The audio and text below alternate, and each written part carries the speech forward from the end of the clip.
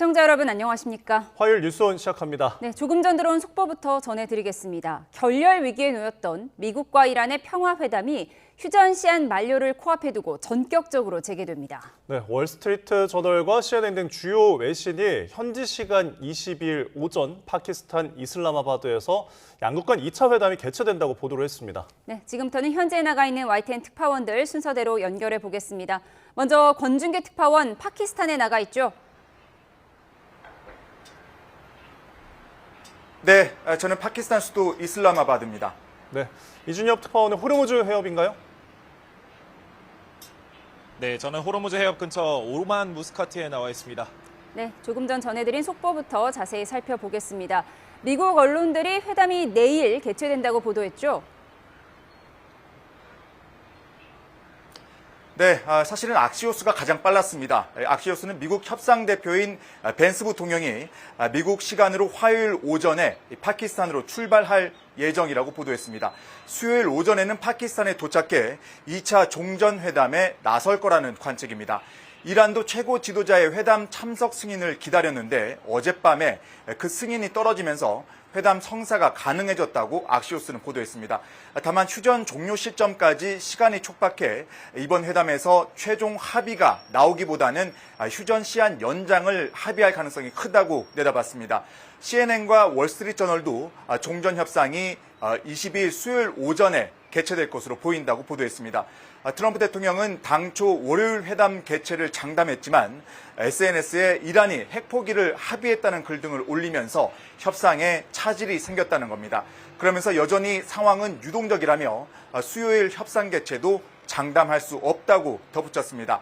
파키스탄 언론들도 CNN 보도를 비중 있게 다루면서 내일 회담 개최를 전망하고 있습니다. 이란 실무협상단은 오늘 먼저 출발하고 협상대표인 갈리바프 의장도 벤스 대통령이 도착하면 대표단에 합류할 거라고 관측했습니다. 네, 휴전 종료 시점도 정리를 해보죠. 당초 오늘이 휴전 마지막 날이었는데 트럼프 대통령이 내일까지로 변경했죠? 그렇습니다. 지난 7일부터 2주 동안 휴전이었으니까 원래대로면 오늘 휴전이 끝나는 게 맞습니다. 그런데 트럼프 대통령은 블룸버그와 인터뷰에서 휴전 시한을 워싱턴 시간으로 22일, 그러니까 수요일 저녁까지라고 말했습니다. 이곳 파키스탄 시간으로는 모레인 목요일 새벽이고 한국 시간으로는 목요일 오전까지입니다. 트럼프 대통령은 그때까지 합의가 이루어지지 않는다면 휴전을 연장할 가능성은 매우 낮다고 거듭 못 박았습니다. 트럼프 대통령의 말대로라면 휴전 종료까지 남은 시간은 이제 하루 반나절 남짓입니다. 하지만 아직 회담 성수 여부조차 불투명해 그야말로 협상은 초읽기에 몰린 형국입니다. 그렇다면 지금 이란은 어떤 입장인가요? 네, 이란 협상대표인 갈리바프 이란 의회 의장은 자신의 SNS에 올린 글에서 미국의 해상 봉쇄 해제를 먼저 요구했습니다. 위협의 그림자 아래에서 이루어지는 협상을 받아들일 수 없다며 지금 상태로는 회담장에 갈 수 없다는 입장을 분명히 했습니다. 그러면서 트럼프 대통령은 해상 봉쇄와 이란 선박 공격으로 협상 테이블을 항복의 테이블로 바꾸려 한다고 비판했습니다. 특히 이란은 지난 2주 휴전 기간 전장에서 새로운 카드를 꺼낼 준비를 해왔다며 전쟁 재개도 불사하겠다는 뜻을 밝혔습니다. 앞서 어젯밤만 해도 로이터는 협상 키맨인 파키스탄의 무니들 총사령관이 트럼프 대통령에게 해상 봉쇄 해제를 요청했고 트럼프 대통령도 이를 검토하기로 했다는 보도를 내놨습니다. 하지만 파키스탄 정부는 해당 보도를 강력히 부인하고 나섰고 트럼프 대통령도 합의 전까지 해상 봉쇄 해제는 없다는 입장을 유지하고 있습니다. 하지만 물밑에서는 대화가 지속되는 상황으로 내일 협상 개최설도 동시에 나오고 있습니다. 네, 이번엔 중동으로 가보겠습니다. 이준엽 특파원, 트럼프 대통령이 협상을 앞두고 이란을 상대로 압박을 이어가고 있죠?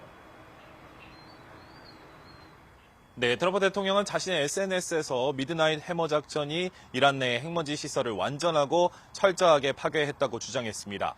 미드나잇 해머란 지난해 6월 미국이 B-2 폭격기 등을 동원해서 이란 주요 핵시설 3곳을 폭격하는 작전인데요. 이어 핵시설 잔해를 파내는 일은 매우 길고 어려운 과정이 될 거라고 언급하면서 이란의 우라늄 농축고, 이른바 핵먼지 시설이 더 이상 제 기능을 할 수 없음을 시사했습니다. 트럼프 대통령의 언급은 최근에 CNN 등 미어 언론이 자신의 주장이 사실이 아니라고 비판한 것을 반박하는 취지로 풀이됩니다.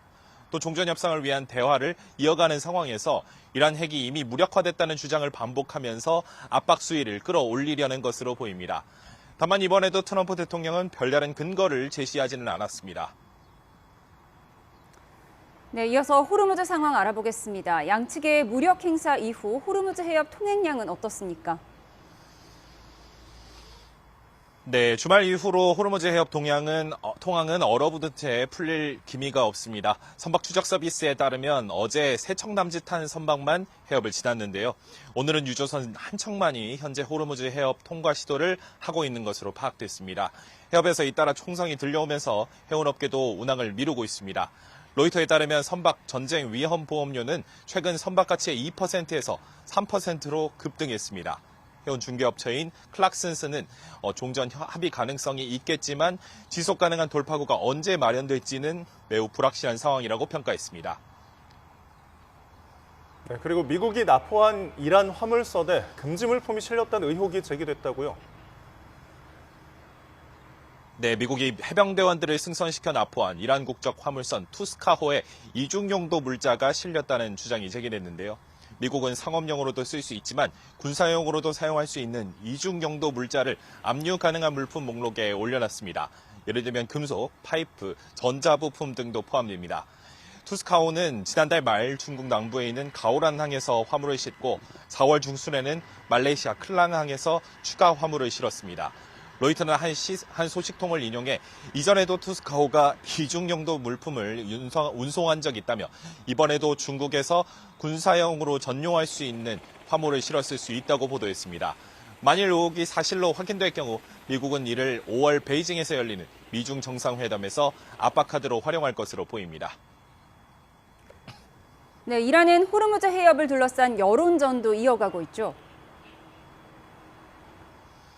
네, 이란 준관영 파레스와 타스님 통신은 호르무즈 해협을 통과하기 위해서 선박들이 이란 정부로부터 허락을 받는 모습이라며 영상을 올렸습니다. 영상에는 해협에서 배들이 가만히 멈춰 서 있는 모습이 담겼습니다. 통신은 이슬람 혁명수비대가 지정한 안전 항로도 소개했는데요. 이란의 라라크 섬과 캐슘 섬 사이로 진입해서 라라크 섬 남쪽으로 빠져나가는 경로라고 설명했습니다. 해협의 통제권이 여전히 이란에 있음을 강조하기 위한 여론전으로 풀이되는데요. 이란 외무부는 미군의 투스카호 공격은 국제법 위반이라고 거듭 비판하고 나섰습니다. 선박과 선원, 가족들을 즉각 석방하라고 요구했고 미국의 조치는 휴전협정 위반이라며 워싱턴이 향후 상황 악화를 책임져야 할 것이라고 경고했습니다. 네, 지금까지 권준기 이준엽 특파원 연결해서 중동 상황 자세히 살펴봤습니다. 고맙습니다. 미군의 이란 화물선 납포에도 불구하고 또 다른 이란 선박이 다시 호르무즈 해협 통과를 시도하고 있는 것으로 알려졌습니다. 종전 협상을 놓고 막판 진통이 계속되는 가운데 협상 재개 최대 관건으로 떠올랐습니다. 김선중 기자입니다. 이란 언론들은 현지 시간 21일 이란 국적 화물선 쇼자 2호가 호르무즈 해협을 통과하고 있다고 보도했습니다. 반다르 아바스 근처의 샤이드 라자 향을 출발한 쇼자 2호는 인도를 향해 항해하고 있습니다.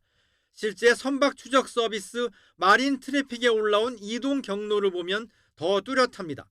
현재 쇼자 2호는 호르무즈 해협을 통과하고 있으며 최종 목적지는 인도 칸들라항으로 돼 있습니다. 앞서 미 해병대가 이란 화물선 투스카호를 납포했지만 아랑곳하지 않은 겁니다. 이란 언론들은 이미 이란의 그림자 선단 소속 26척의 선박이 미군의 봉쇄를 뚫고 해협을 빠져나갔다며 관련 영상도 공개했습니다. در هر دو نوبت یعنی هم در خرداد ماه و هم در اسفند 404 در دفاع از کیان ایران وارد عمل شدیم. 하지만 트럼프 역시 완강합니다. 합의하기 전까지는 해협 봉쇄를 계속할 것이라며 여전히 이란을 압박합니다. They wanted to close up the strait again, as they've been doing for years, and they can't blackmail us. 이에 따라 미군이 또다시 납포에 나설 경우 협상 분위기는 더욱 얼어붙을 수밖에 없습니다. 미군은 해협 봉쇄 이후 모두 27척의 선박이 회항했다고 밝혔습니다. 또 투스카호에 실린 컨테이너 5,000개를 수색 중이며 선원들은 곧 이란으로 돌려보낼 것이라고 설명했습니다. YTN 김선중입니다. 시진핑 중국 국가주석이 사우디아라비아 왕세자와 전화통화에서 호르무즈 해협 운항 정상화가 필요하다고 강조했습니다. 중국 관영 신화통신은 시 주석이 사우디아라비아 측의 요청에 따라 무함마드 빈 살만 왕세자 겸 총리와 통화했다고 전했습니다. 시 주석은 통화에서 호르무즈 해협은 정상적 항행이 가능하도록 개방돼야 한다며 즉각적이고 포괄적인 휴전을 지지한다고 말했습니다. 이어 무함마드 왕세자는 중국과 소통을 강화해 휴전을 유지하고 호르무즈 해협의 안전과 항행의 자유를 보장하길 원한다고 말했습니다. 미국 내 한반도 전문가인 빅터차 CSIS 한국 석좌가 북한의 완전한 비핵화는 단기간에 달성할 수 없는 목표라며 미국 대북 정책의 근본적인 수정을 촉구했습니다. 차 석좌는 외교 전문지 기구와 인터뷰를 통해 지난 30년간 비핵화 전략은 사실상 실패했다고 규정했습니다. 차 석좌는 이제는 비핵화라는 요원한 꿈에 매달리기보다 핵무기 감축과 기술 이전 금지를 논의하는 군비 통제 대화로 전환하는 중간 해결책이 필요하다고 제언했습니다.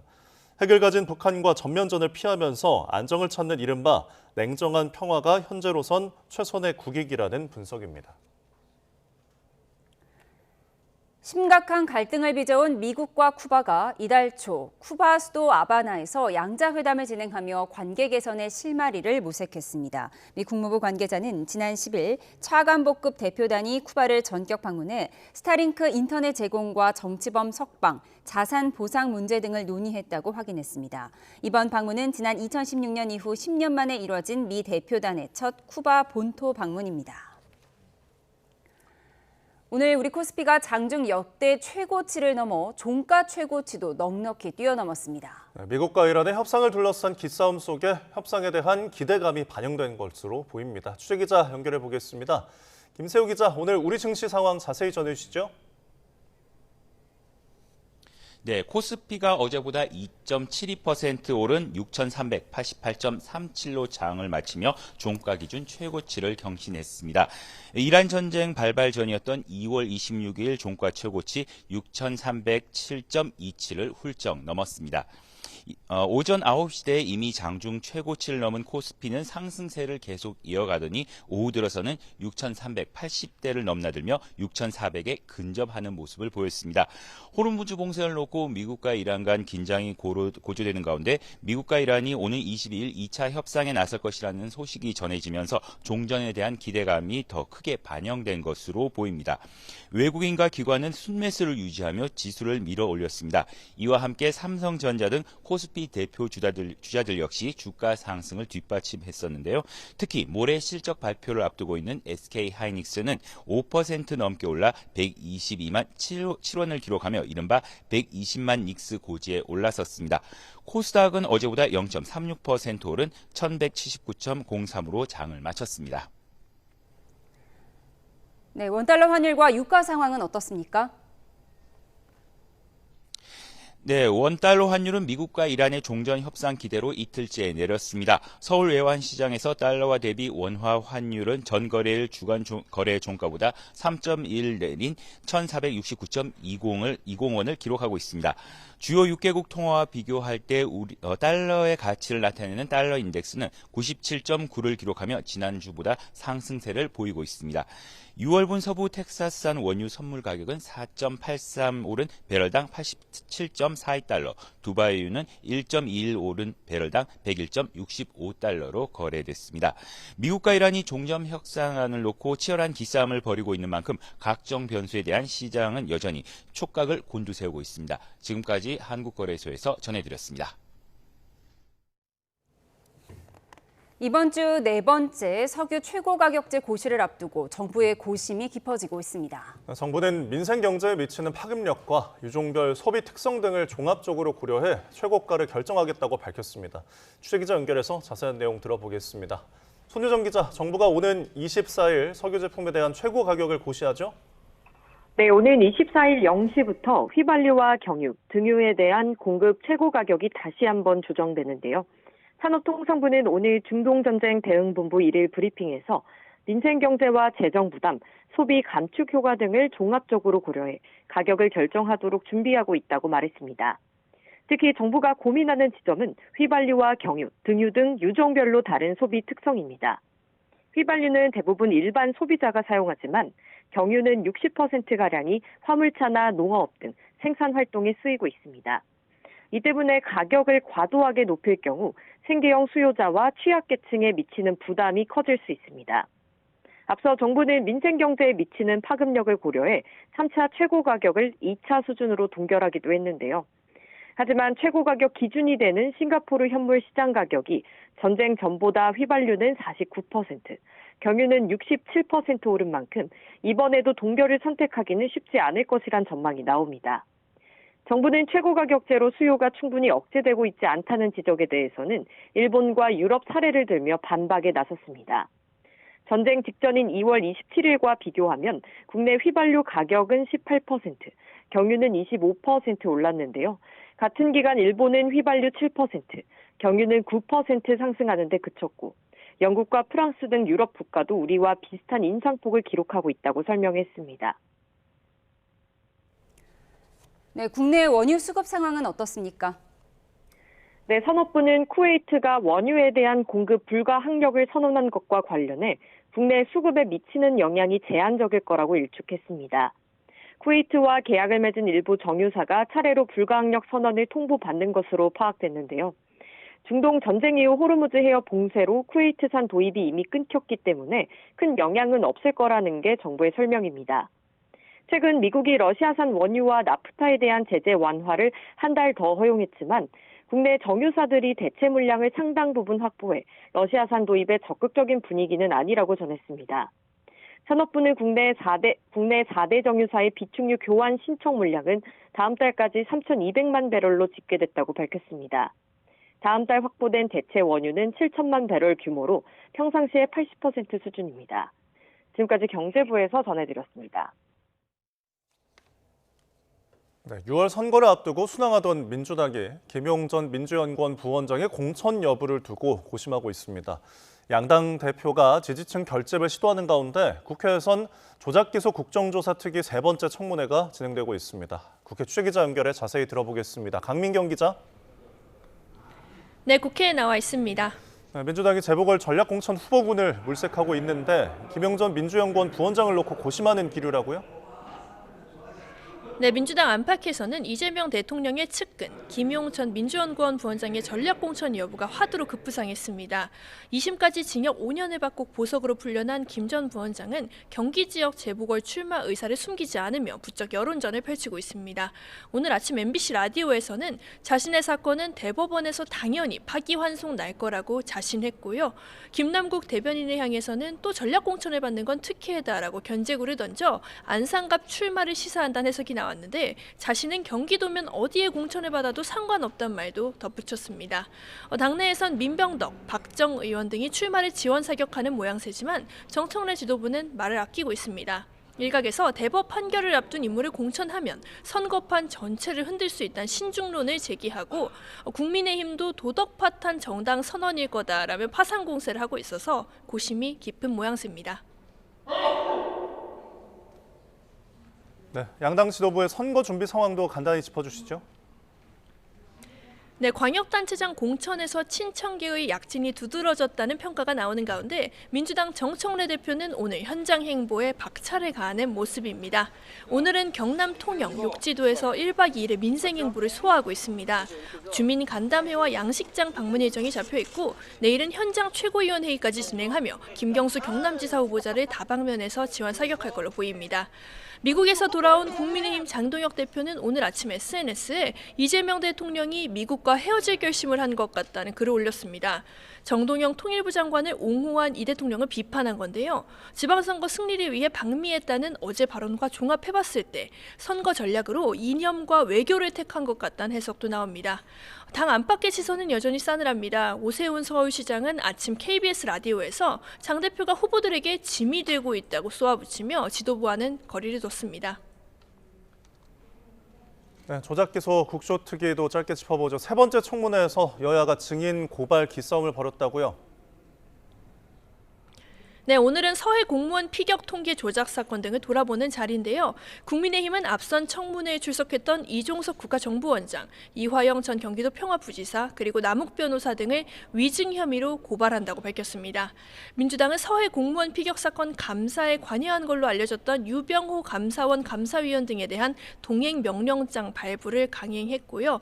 또 고발까지 예고하며 맞불을 놨습니다. 청문회가 시작된 뒤 민주당은 서해 공무원 피격 사건을 수사하는 과정에서 윤석열 전 대통령의 하명이 있었는지 등을 캐물었습니다. 국민의힘은 대장동 사건을 재차 소환하며 민주당이 이재명 대통령 죄 지우기 공작을 펼치고 있다는 반발을 이어갔습니다. 지금까지 국회에서 YTN 강민경입니다.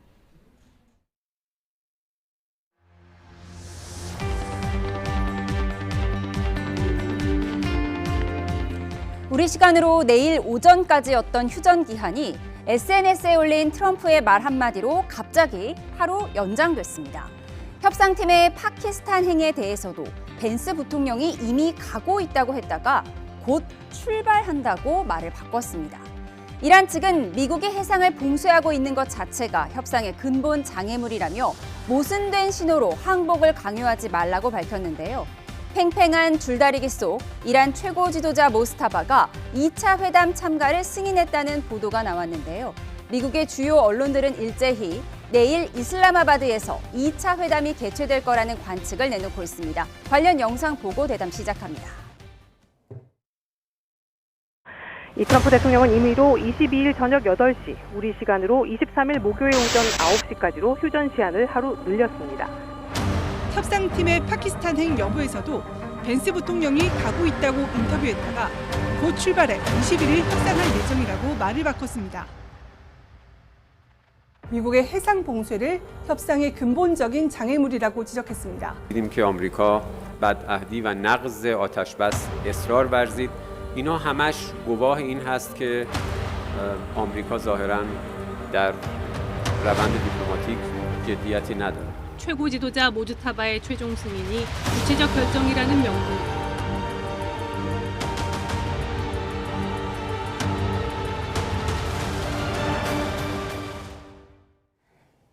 네, 오늘은 김영배 민주당 의원, 김성태 전 국민의힘 원내대표 두 분과 함께합니다. 어서 오십시오. 안녕하십니까. 네, 트럼프 대통령 내일 오전에 끝나는 휴전 기한을 은근슬쩍 슬그머니 하루 더 연장했는데 조금 전 들어온 속보에 의하면 지금 미국 주요 언론들이 내일 회담이 개최된다는 거예요. 이걸 고려해서 휴전 기한을 연장한 걸까요? 지금 벤스 부통령이 원래는 출발했다고 지금 트럼프 대통령이 직접 이야기를 했다가 직접 말을 바꾼 거잖아요. 그러니까 어제 저희도 계속 그렇게 보도했어요. 그렇습니다. 이게 막판 협상이 치열하다는 뜻인 것 같고요. 이란이 정말 젖먹던 힘까지 내서 트럼프 바지가랑이를 붙잡고 지금 보니까 아주 정말 귀찮게 딱 들러붙어서 이제 싸우는 것 같은데요. 지금 협상이 그야말로 막판에 와 있다 이렇게 보여요. 지금 이란은 공식 입장은 내놓지 않고 있습니다. 미국이 우리에게 항복을 강요하고 있다. 미국이 해협을 봉쇄하는 것 자체가 협상의 장애물이다 이렇게 주장은 하고 있는데 또 보도에 의하면 모스타바가 협상 파견을 승인했다는 거예요. 네, 그러니까 이제 뭐 결론은 아마 트럼프 대통령 입장에서도 원래는 20일 우리 한국 시간이지만은 마무리하겠다는 그 의지를 은근슬쩍 또 하루 늘렸잖아요. 그리고 이제 벤스 부통령이 떠나지도 않은 그 뭐 부통령을 이미 떠났다 그러면서 이게 다 뭐 어떻게 보면 협상 전략인데 그러니까 이란에서 협상단이 출발을 해야 미국의 또 협상단도 출발하는 건 상식이죠. 다만 이제 파키스탄 입장에서는 만반의 대비를 3일 전부터 지금 하고 있지 않습니까? 저는 그런 측면에서 이제 협상은 곧 이제 시작은 입회상은 된다고 봅니다. 그런 이제 가장 쟁점은 이제 원래는 미국이 핵 프로그램 농축 이걸 갖다 어떻게 이제 정리를 해낼 것인가 이게 가장 1번이었거든요. 지금은 이제 호르무즈 핵 봉쇄 이걸 언제 어떻게 어떤 방식으로 풀 거냐. 그러면은 전에도 작년 12월 달에 이게 어그러질 때 그때도 10+10 그러니까 10+10 그러니까 결국은 이란이 핵 프로그램을 갖다 이제 중단하는데 이걸 20년 그때도 미국이 20년인데 이걸 갖다가 고농축 10년, 저농축 10년 예. 이렇게 해가지고 20년을 맞추는 그 이란도 이게 웬만큼 그게 뭐 자기들 나름대로 또 풀어낼 수가 있으니까 그런 정도로 웬만큼 접근을 해나가는데 문제는 이게 향후 전쟁 배상금 문제 그리고 이제 제재 해제 문제 이런 것들이 서로 간에 불신이 있으니까 협상에 쉽게 카드를 내놓지 못하는 거죠. 지켜봐야 됩니다. 지금 페제스키안 이란 대통령은 SNS에 약속을 지키는 게 대화의 기초다. 미국에 대한 불신을 계속해서 드러내고 있고 사실 1차 협상 끝나고 대표단이 이란으로 돌아갈 때도 이거 우리 탄 비행기 격추되는 것 아니냐 이런 우려도 했다고 하더라고요. 그러니까 미국이 지금 호르무즈 해협을 봉쇄한 데다가 이란 선적을 붙잡아가지고 지금 수색을 하고 있다는 거잖아요. 그러니까 이란 입장에서는 이란에 대한 직접적인 미국의 공격, 압박 이런 거가 지속되고 있기 때문에 이거는 회담을 하자는 게 아니고 겁박하는 거 아니냐 이런 이야기를 지금 계속 하는 거란 말이에요. 아니냐. 그러다 보니까 지금 그동안 사실 직접적인 메시지를 내지 않던 모스타파가 이제 직접 협상을 지시했다고 하는 소식이 나올 정도로 막판에 지금 거의 최고 지도자들 간에 수싸움이 진행이 되고 있는 상황이기 때문에 저는 그렇게 보자면 지금 아까 이제 김성태 의원님 말씀하신 대로 몇 가지 핵심 쟁점들, 그러니까 이제 제재와 관련된 완화 문제라든지 배상금 문제라든지 호르무즈 해협에 대한 문제라든지 이런 문제가 지금 아주 치열하게 논의가 되고 있을 것으로 보입니다. 현지 시각 내일 오전에 협상이 열릴 수도 있다 이런 보도가 일제히 나오고 있는데요. 또 관련 속보가 나오면 전해드리도록 하겠습니다. 말씀드린 것처럼 앞서 거의 모든 것이 합의됐다는 트럼프의 말이 무색하게 2차 협상이 열릴지조차 불투명한 상황이었습니다. 계속해서 말을 바꾸며 상대를 압박하는 트럼프의 오락가락 전략, 협상에 악영향을 주고 있다는 우려가 나오는데요. 화면으로 좀 정리해 보겠습니다. 초 21일 저녁 8시로 여겨졌던 2주 휴전 시한을 하루 늘려서 22일 저녁, 우리 시간으로 목요일 오전으로 못 박았죠. 협상팀의 파키스탄행 여부에 대해서도 벤스 부통령이 가고 있다 이렇게 인터뷰를 했다가 곧 출발해 21일에 협상할 예정이라고 말을 바꿨습니다. 이스라엘 레바논 휴전으로 이란이 호르무즈 해협 개방을 선언한 지난 17일 트럼프 대통령은 매우 고맙지만 미국의 봉쇄는 유지할 거라고 밝혔고 이후 상황은 급변했습니다. 이란 군부는 곧바로 해협을 재봉쇄하고 미국 역시 이란 선박 공격과 납포로 대응하면서 호르무즈 해협이 다시 얼어붙었습니다. 협상 중에도 돌발 행동으로 상대를 압박하는 트럼프의 이른바 매드맨 미치광이 전략이 사태 악화의 원인으로 꼽힙니다. We weren't so crazy, were we? We'll remain in full force and effect as it pertains to Iran until such time as our transaction with Iran is 100% complete and fully signed. I think they smell panic in the White House. I think they can see Trump wants out of this. He's broadcasting it almost every day, and it gives the Iranians enormous leverage they shouldn't have. 사람들은 제가 미쳤다고 했지만 지금 보니 제가 미친 건 아니지 않나요? 라고 되물었습니다. 근데 이런 것들이 존 볼튼이 말하기에는 조급함에서 오는 심리 불안정이다 이렇게 해석을 했더라고요. 저는 존 볼트 동아시아 특보 제대로 지적을 했어요. 그런데 트럼프의 상태를 갖다가 가장 그래도 근접해서 이렇게 국제 문제를 특히 동아시아 문제를 많이 다뤘던 존 볼튼 입장에서는 트럼프 대통령이 심리적으로 대단히 불안하고 불안정스럽다는 거거든요. 저는 그런 측면에서 지금 현재 허풍쟁이 돈키호테식 엎어리 롤러코스터를 타는 이거는 사실상 미국을 지금 트럼프가 다 망치고 있는 거 아니겠습니까? 미국에 대한 전 세계인의 신뢰가 트럼프 대통령의 이런 쉽게 말하면 돌발적인 행동이나 돌출적인 행동 이런 것 때문에 다 날아가 버렸어요. 사실상 이란하고 협상 부분도 그런 겁니다. 전에 오바마 대통령 같은 경우는 영국, 프랑스, 중국까지 다 6개국이 2015년도인가요? 다 그렇게 참여한 가운데 이란하고 협상이 이루어지고 했는데 그때는 신뢰라는 게 있었어요.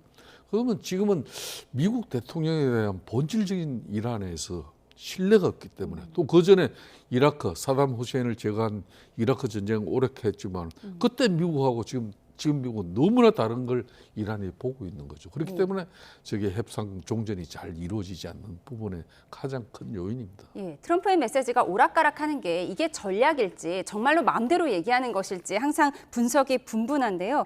이란 새 지도부가 정말 현명하다면 이쯤에서는 이제 재건과 번영을 위해서 내일쯤 협상에서 합의하는 것이 낫겠다 이런 분석도 나오더라고요. 그러니까 지금 이란 입장에서는 버틸 만큼 버티고 있는 거 아니겠습니까? 급한 건 트럼프거든요. 선거도 치러야 되고요. 또 만약에 지금 이란하고 사태가 더 악화되게 되면 미중 정상회담도 어려워지는 거 아닌가. 그래서 5월 달 중순에 있는 미중 정상회담이 만약에라도 또 연기되거나 무산된다면 트럼프 대통령 입장에서는 경제 성과를 국내에 과시할 수 있는 계기도 사라지게 될 우려가 있단 말입니다. 그렇기 때문에 이제 이란은 협상 계획이 없다고 지금까지 계속 버텨왔다고. 근데 이제 벤스 부통령이 출발했다고 일방적으로 미국이 발표하는 모습을 보고도 협상 계획 없다 이렇게 얘기했단 말이에요. 그런 걸 보면 이란이 정말로 버틸 만큼 버티고 있다. 다만 아까 모스타파가 직접 지시했다는 걸 봐서는 내일은 아마 협상이 이루어질 것으로 보이고요. 다만 실제 결론이 어떻게 날지 이게 이제 굉장히 사실은 기초가 주목이 됩니다. 예, 미중 정상회담도 고려해야 한다 이런 분석 주셨는데 그렇지 않아도 오늘 속보를 보면 시진핑 중국 국가주석이 빈살만 사우디 왕세자에게 전화를 걸어서 이 호르무즈 해협 빨리 정상화시켜야 하는 것 아니냐 이런 얘기를 했다는 거예요. 사우디 전문가신데 왜 왕세자에게 전화했다고 보십니까? 그러니까 이제 트럼프 대통령이 5월 달에 지금 이제 중국 방문 계획이 서 있지 않습니까? 사실상 지금 호르무즈 해협을 이란이 지금 봉쇄하고 있지만 밖에서는 지금 미국이 봉쇄하고 있는 거거든요. 그러면 지금 이제 이 석유 제품이라는 것은 원유뿐만 아니라 사실상 중국이 전 세계 수출권의 가장 공장이라고 일컬어지는 그런 사실상 가장 원료들이 여기서 호르무즈 해협을 통해서 많은 양이 들어오고 있는 건데 그걸 미국이 봉쇄하고 있던 것은 사실상 중국을 압박하는 행위예요. 중국 측면에서는 이제 그런 이제 사우디 왕세자에게 같이 이제 풀어보자는 그런 프로포즈죠. 그렇기 때문에 저는 사우디도 그동안 사는 이란과 상당히 뭐 종교적으로 적대적인 관계가 있지만은 그렇게 이제 폭격을 당하고도 지금까지 아무런 대처를 하지 않고 있지 않습니까? 그만큼 이제 중동 전체로 이게 전쟁이 악화되는 걸 피하고 있는 건데 그런 측면에서 이제 중국과 이제 사우디 입장에서도 걸프만 이제 대표적인 국가 사우디까지 이렇게 이제 이 전쟁 우리가 끝내자 그런 메시지를 서로 주고받았다고 저는 보고 있습니다. 또 빈살만 왕세자와 트럼프 대통령이 브라더스잖아요. 친하니까 좀 도움을 요청한 것 같습니다. 트럼프 대통령은 전 정권이 잘못 협상한 걸 자신이 바로잡고 있다며 전쟁의 정당성을 강조해왔죠. 오늘도 버락 후세인 오바마, 또 졸고 있는 슬리피 바이든 등 전 대통령들을 조롱하는 명칭을 사용했습니다. 과거 발언부터 이어서 들어보시죠. Then I terminated the Iran nuclear deal that was given to us by Barack Hussein Obama. That wasn't like Sleepy Joe Biden in Afghanistan, where he had no idea, had no clue what he was doing. 네, 우리가 이란과 추진 중인 협상은 버락 후세인 오바마와 졸린 조 바이든이 체결한 이란 핵 합의 JCPOA보다 훨씬 더 나을 거라고 했습니다. JCPOA는 2015년 7월 오바마 대통령, 바이든 부통령 재임 당시 이란 비핵화를 목표로 체결된 핵 합의입니다. 당시 합의에 따라 이란은 보유 중이던 농축 우라늄 11톤을 국외로 반출했고요.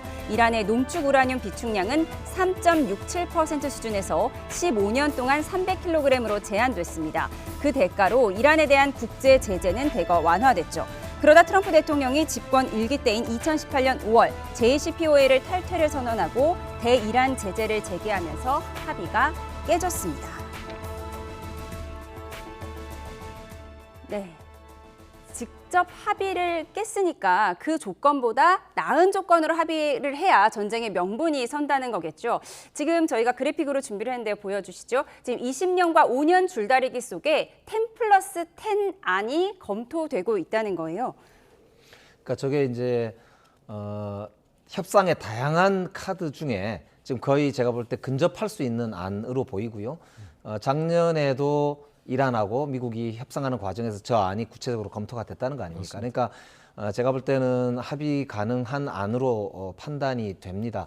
저게 이제 이란 입장에서는 핵 주권을 지켰다 이렇게 주장할 수가 있고 또 미국 입장에서는 일단 핵을 못 가지도록 전홍축으로 장기적으로 전환하기로 했고 IAEA가 저거를 감시할 거다. 이렇게 이제 갖다 붙이면은 충분하게 투명성을 확보했다 이렇게 주장할 수도 있기 때문에 상호간에 저는 합의가 가능한 안이 아닌가 싶고요. 오히려 이제 문제는 저 안이 지켜지기 위해서도 20년간 그러면은 평화가 지켜져야 되잖아요. 그러려면은 이란 입장에서는 재건 비용 내놔라. 그리고 당연히 제재를 완화해달라. 이제 이렇게 당연히 논의가 갈 텐데 그거를 미국이 어느 정도로 받아줄 수 있겠느냐? 요게 이제 또 합의의 후속 조치의 핵심이 되지 않을 수가 없기 때문에 그게 이제 문제인데요. 지금 아까 볼튼이 이야기했던 걸 보면 저런 안에도 불구하고 현재 미국 내의 트럼프 대통령의 전쟁 행위에 대한 여론이 좋지 않고 지지율도 지금 37%밖에 안 나온다는 거잖아요. 그러니까 저게 이제 트럼프 대통령 입장에서는 과연 저 합의가 오바마 때 2015년대 합의보다 나은 합의냐라고 하는 질문에 대답할 수 있겠냐. 이게 지금 이제 트럼프 입장에서 굉장히 조급증이 든다. 이런 이제 문제를 제기한 거라고 봐야 되는 거죠. 그러니까 우라늄 농축 금지 기간을 미국은 20년 이상, 이란은 5년을 주장하고 있어서 이 부분에서 지금 1차 합의가 안 됐던 거잖아요. 그런데 지금 10년 동안 핵농축 못하게 하고 10년은 전농축만 허용하는 10+10. 이게 지금 중재국에서 제안을 했다는 내용인데 이 정도 되면 그럼 오바마 때보다 더 나은 합의다. 이렇게 지금 트럼프 대통령이 내세울 수 있는 건가요? 그러니까 이제 김용배 대통령이 간사잖아요. 그러니까 상당히 저 내용을 잘 파악하고 계신데 저게 사실상 작년 연말에 사실상 미국하고 이란하고 협상 과정에서 그러니까 잘 안 되니까 저 내용이 이미 10+10이 나왔었어요. 근데 저게 이제 결론적으로 각 국가에서 잘 풀어쓰기 좋아요. 미국은 20년 동안 앞으로 이제 이란이 핵 우라늄을 갖다 추출하지 못하게 우리가 확실하게 봉쇄를 해놔버렸다.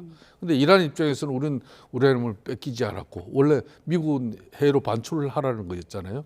그럼 우리는 뺏기지 않았고 앞으로 우리는 전홍축을 통해서라도 핵을 계속 보유할 수 있게 되었다. 이렇게 가는 거거든요. 그렇게 저는 타결될 수밖에 없을 거라고 보고 있습니다. 저는 측면에서 이제 트럼프 입장에서는 호르무즈 해협 봉쇄를 통해 가지고 앞으로 이란이 저게 이제 재건 비용으로 이제 저걸 충당케 하는 그런 국제법 사실상 내용적으로는 이변인데 이란은 국내법적으로는 저걸 완성을 시켜놨어요. 이걸 미국이 인정해 줄 건지.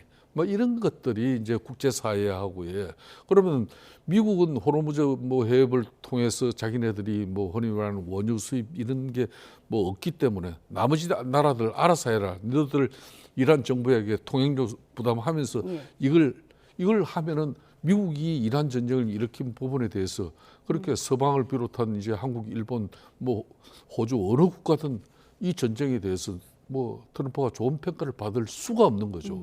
그래서 다른 문제를 어떻게 풀어나갈 것인가. 그게 이제 여기 가장 최대 관건이고 마지막 남은 게 네타냐후 이스라엘 총리를 어떻게 자제시킬 것인가. 그게 다시 헤즈볼라, 레바논 이런 쪽으로 또 탈레반 이런 쪽으로 끊임없이 이스라엘은 계속 전쟁 행위를 해나가면은 또 이란이 이거 그냥 있을 수 없는 상황이에요.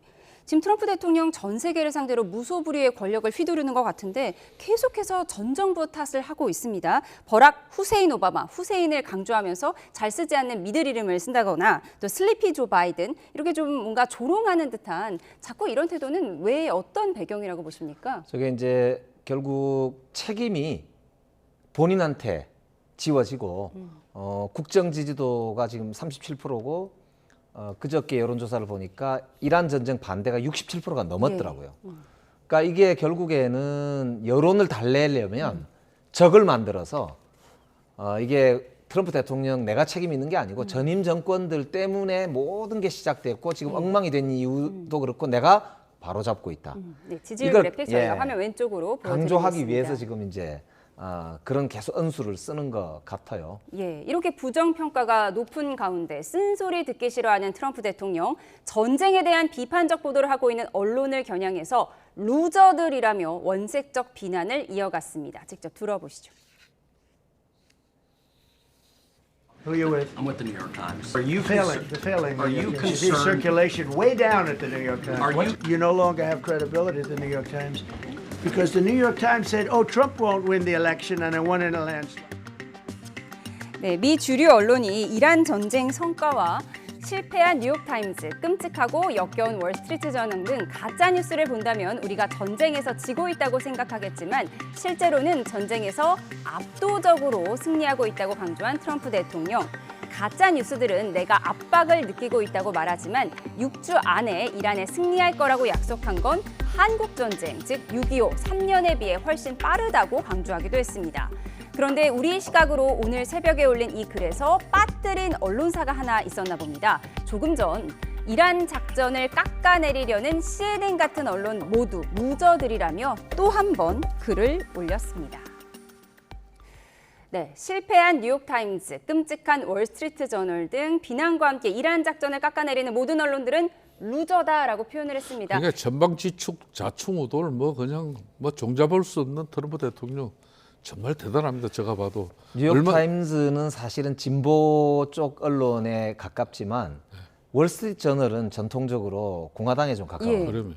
근데도 저렇게 원색적으로 비난을 하는 걸 보면 미국 내에서도 저게 여론이 그만큼 보수 언론조차 등을 좋지 않다는 돌렸다. 걸 그대로 보여주는 모습이에요. 원래 전쟁을 일으키면 그 국가 국민들은 지도자를 중심으로 굳게 단결을 합니다. 그러면 보통 지지율이 높아져요. 이스라엘 네타냐후는 그걸 성공했어요. 재판을 받아야 될 범죄자 입장에서 어찌됐든 전쟁을 통해서 그걸 회복했단 말입니다. 트럼프 대통령 입장에서는 대려 지금 이제 아까 이제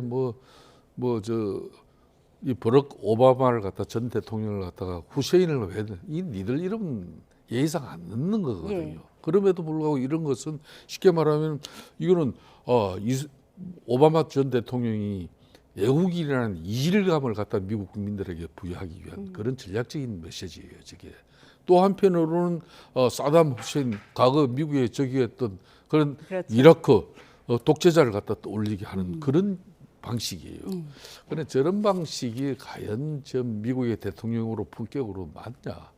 얼마 전에는 또 교황을 경시하는 그런 논란을 가지고 전 세계 가톨릭으로부터 그냥 분노를 자아내게 한 그런 당사자 아닙니까? 네. 제가 볼 땐 참 정말 걱정됩니다. 미국이. 예. 미국의 미래가 걱정되는 거죠. 미국의 미래는 곧 세계의 평화를 걱정하는 이야기입니다. 예. 트럼프 기준에 의하면 우리가 아는 주요 언론사들이 대부분 가짜 뉴스만 전하고 있는 건데 6.25를 자꾸 언급합니다. 한국 전쟁 3년에 비하면 지금 이란 전쟁 6주 상당히 빨리 끝내는 건데 가짜 뉴스들이 자꾸 자기가 프레셔, 압력을 느끼고 있다라고 거짓말을 한다는 거예요.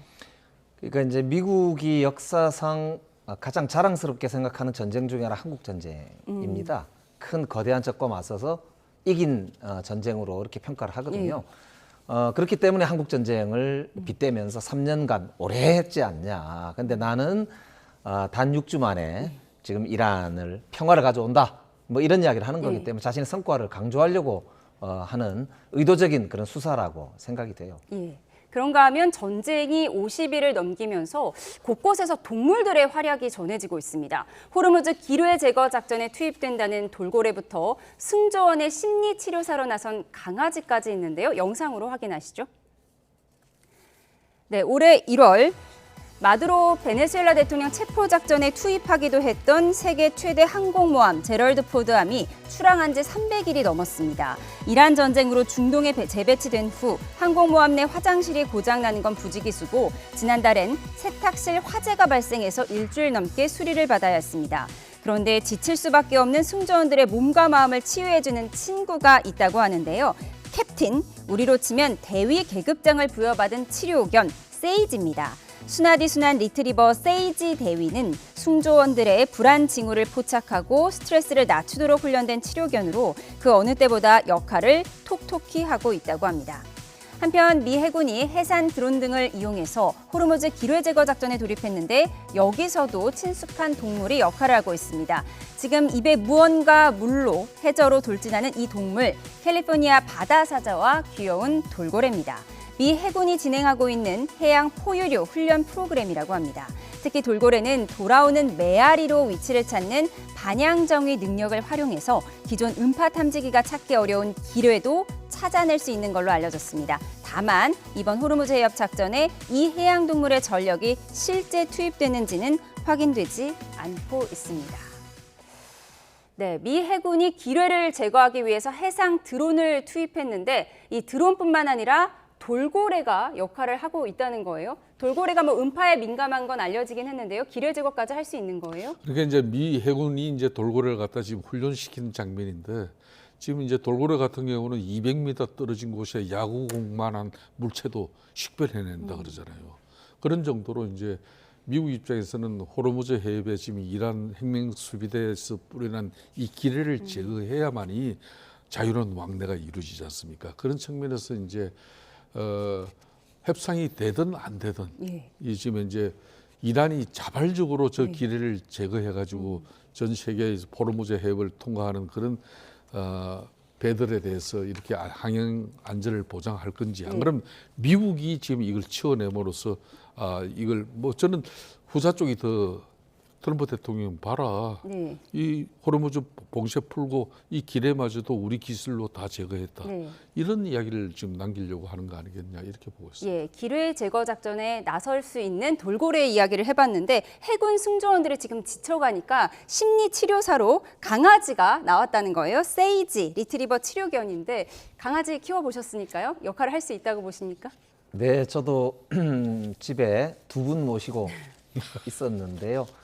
정말 심리적으로도 뭐 안정이 될 뿐만 아니라 이렇게 이 소위 말 없는 이제 동물과의 교감이라고 하는 게 인간에게 주는 심리적 안정성은 상당히 의미가 있는 것 같아요. 다만 참 안타까운 게 300일이 넘었다고 그러잖아요. 그러니까 이게 냉전 이후로 지금 최대 기간이니까 그전에 베트남전 때는 330일도 있었다고는 합니다만 사실 저 전쟁 때문에 저렇게 많은 우리 군인들이 고생하는구나 싶고 우리 사실 한편으로는 선박 26척에 170명 가까운 우리 선원들의 심리적인 안정이나 체력상의 걱정도 사실은 좀 되네요. 예, 미 선원들뿐만 아니라 우리 선원들도 좀 걱정이 됩니다. 우리 선원들에게도 치료견이 좀 있어야 할 것 같은데요. 네, 관련해서 확인해 보도록 하겠습니다. 마지막으로 트럼프 대통령이 이란에 이은 다음 군사작전 대상으로 언급한 쿠바가 최근 소달구지에 실은 대공포를 이용해서 방공훈련을 하는 모습이 공개돼 눈길을 끌고 있습니다. 화면 함께 보시죠. 네, 해외 기반 독립언론 사이버쿠바가 쿠바의 드론 대응 비밀 병기라는 제목으로 공개한 영상입니다. 보시는 것처럼 대공포가 실려있는 수레를 소 2마리가 힘겹게 끌고 올라가기도 하고요. 군복 입은 사람들이 소총과 대공포를 발사하는데요. 수레를 끌던 소는 사격이 시작되자 굉음에 놀라 몸부림을 치기도 합니다. 경제난으로 인해 1990년대부터 외국산 무기 수입을 사실상 중단한 쿠바는 대부분의 장비가 수십 년 넘는 노후 모델이라고 합니다. 네, 이게 뭐 실제 상황인가 눈을 좀 의심했는데 소 2마리가 수레에 대공포를 싣고 산길을 힘겹게 올라가는 장면입니다. 이게 실제 상황일까요? 그러니까 뭐 쿠바가 미국을 상대로 어떤 잘못을 저지르고 있는지는 모르지만은 미국의 첨단 그런 무기 체제, 군사 체제를 가지고 저런 나라를 공격한다는 것은 저는 인도적인 측면에서도 트럼프 정부가 저는 해서는 안 될 일이라고 보고 있습니다. 즉, 이 애교란 것은 국가가 문제가 있을 때 해결의 도구로 삼으라고 이게 국제법상 이 애교 간의 지위뿐만 아니라 또 애교 간의 대사관 영역 이런 걸 다 보호하고 있는 건데 모든 걸 저렇게 힘의 논리로 트럼프가 문제를 해결한다면은 저는 저 장면 보고도 참 너무 좀 안타까운 측면. 저렇게 하고 미국의 공습을 대비해야 되는 쿠바 지역 그러니까 그런 국민들 국가 이런 것 너무 참 안쓰럽게 보이는 거죠. 예, 쿠바 대통령은 죽어야 한다면 죽을 것이다. 미군의 군사적 침략 시에 강력히 대응하겠다고 밝혔는데 지금 드론이 날아다니면서 전쟁하는 시기에 저렇게 소달구지 훈련의 모습 어떻게 보이십니까? 저도 몇 년 전에 한번 쿠바를 잠시 방문할 기회가 있었는데요. 정말 1930년대 일 정도로 그렇거든요. 그러니까 지금 저 보시는 뭐 바와 거의 유사합니다. 그러니까 저런 나라가 미국에게 얼마나 위협이 되는지 전 세계인들이 저 장면을 보면은 의문을 가질 수밖에 없지 않습니까? 힘에 의한 외교가 아무리 좋고 그러지만 저 쿠바 대통령이 저런 상태에서도 죽어라, 그럼 죽겠다 이렇게 이야기할 정도의 상황이라는 것 자체가 전 세계가 좀 이렇게 힘에 의한 질서가 좀 약육강식, 너무 좀 심각한 상황 아닌가 싶습니다. 평화가 간절한 것 같아요. 초달구지 대공포 훈련을 하는 쿠바의 열악한 상황을 한번 짚어봤습니다. 지금까지 김영배 민주당 의원, 김성태 전 국민의힘 원내대표 두 분과 함께했습니다. 고맙습니다. 예.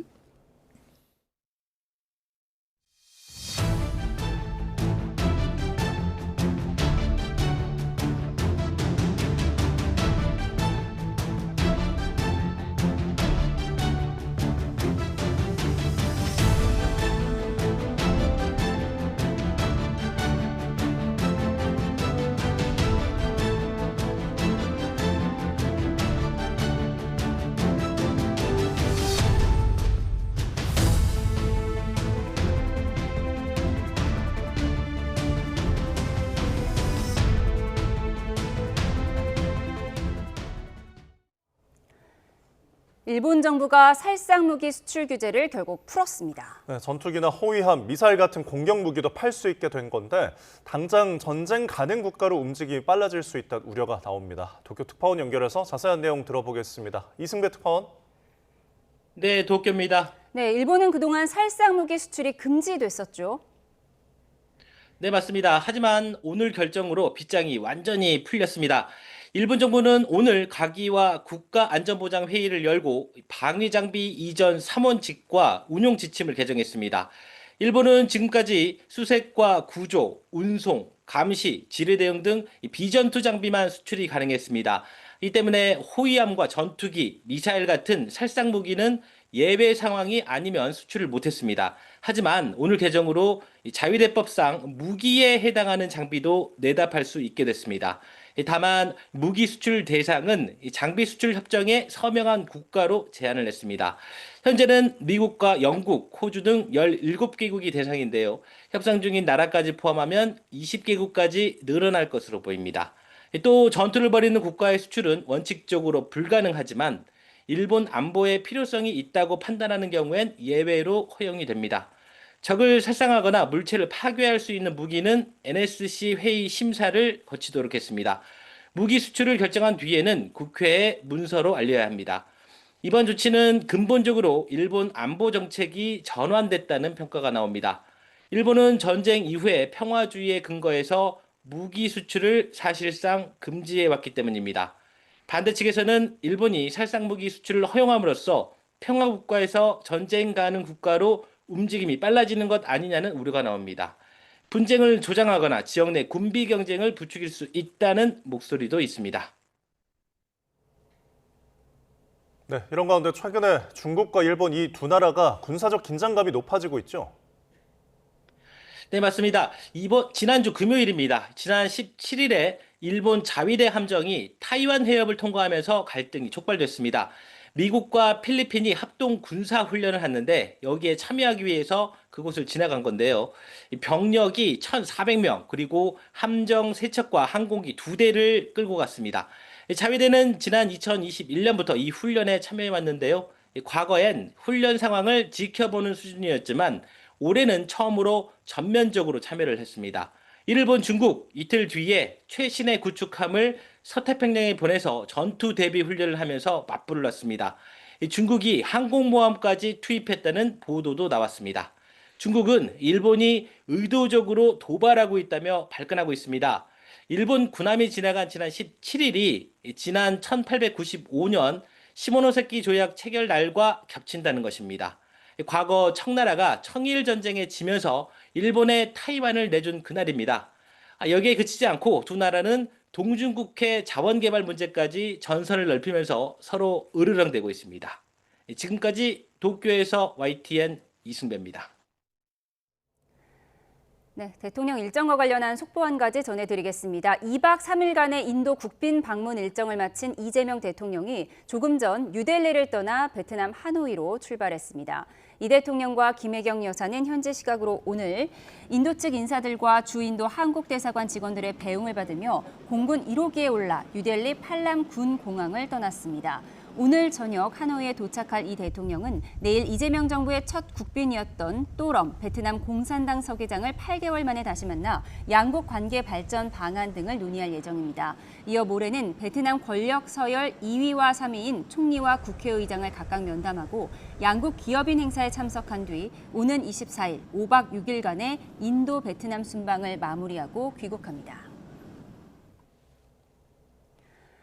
트럼프 미국 대통령은 이란과의 종전 협상과 관련해 협상단 출발 시점이나 향후 전쟁 전망 등에서 엇갈린 메시지를 잇따라 내놨습니다. 네, 휴전 시한은 모레 오전까지이며 해상 봉쇄는 합의 전에 풀 뜻이 없다고 선을 그었습니다. 워싱턴에서 신윤정 특파원입니다. 도널드 트럼프 미국 대통령은 애초 21일 저녁 8시로 여겨졌던 2주 휴전 시한을 하루 늘려 22일 저녁으로 못 박았습니다. 우리 시간으로는 목요일 오전입니다. 휴전 발효 시점을 탄력적으로 해석하며 협상 타결 가능성을 끌어올리려는 의도로 해석됩니다. 협상팀의 파키스탄행 여부에서도 벤스 부통령이 가고 있다고 인터뷰했다가 곧 출발해 21일 협상할 예정이라고 말을 바꿨습니다. 오락가락 발언으로 이란을 교란해 유리한 결과를 끌어내려는 의도일 수 있지만 기대와 어긋나는 전황에 불안한 심리가 드러났다는 시각도 있습니다. But we're talking over. I expect things to go well. Many of these things have been negotiated and agreed to. 트럼프 대통령은 이란이 핵심 장애물로 꼽은 미군의 대이란 해상 봉쇄는 합의가 체결될 때까지 계속될 것이라고 밝혔습니다. 무엇보다 중요한 것은 합의가 이뤄질 때까지 우리가 봉쇄를 해제하지 않을 것이며 이란을 완전히 무너뜨리고 있다는 사실이라고 썼습니다. 이어 휴전을 연장할 가능성이 매우 작다며 합의 없이 휴전 기한이 만료된다면 많은 폭탄이 쏟아질 것이라며 이란의 군사 행동을 경고했습니다. The blockade is going to remain, but maybe I won't extend it. So you have a blockade, and unfortunately, we'll have to start dropping bombs again. 동시에 이란의 새 지도부가 현명하다면 이란은 위대하고 번영하는 미래를 맞이할 수 있을 것이라며 경제적 지원을 시사하며 협상 타결을 촉구했습니다. 미 중부사령부는 지난 13일 이란에 대한 해상 봉쇄를 시작한 뒤 27척의 선박이 뱃머리를 돌렸다고 밝히며 해상 봉쇄를 지렛대로 진 트럼프에 힘을 실었습니다. 워싱턴에서 YTN 신윤정입니다. 이처럼 트럼프 대통령이 이란과의 휴전 시한을 하루 연장한 것을 두고 해석이 분분합니다. 겉으로는 지연 같지만 이면에는 이란의 퇴로를 열어주고 극적인 승리를 거머쥐려는 고도의 계산이 깔려있다는 분석입니다. 김잔디 기자입니다. 트럼프 대통령이 통보했던 휴전 시한을 하루 연장했습니다.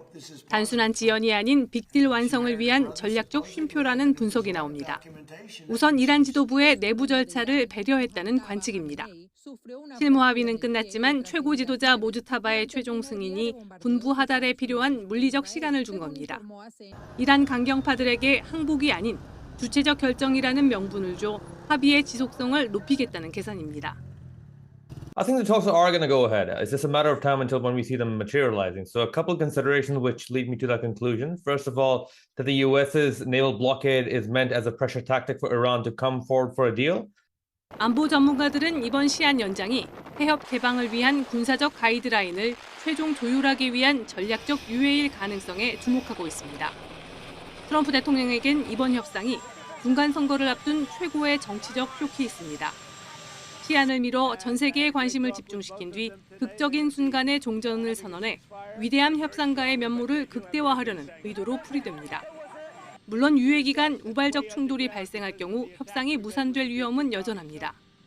멈춰선 하루의 시계가 중동의 평화는 물론 미 중간 선거의 결정적 승부수가 될지 전 세계가 백악관을 주목하고 있습니다. YTN 김지한입니다.